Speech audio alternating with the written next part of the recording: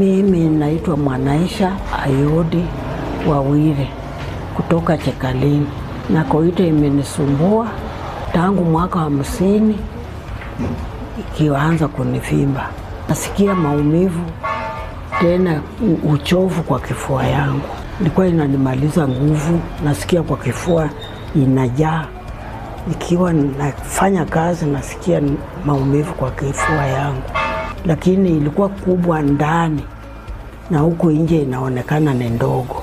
Nilikuja hapa wakanitoa Koita. Kwa mfuko yangu si kulipa kitu. Ilikuwa na kadi ya SHA. Ndio wakanitoa. Sina la kusema, lakini wacha Mungu mwenyewe awarudishie asante.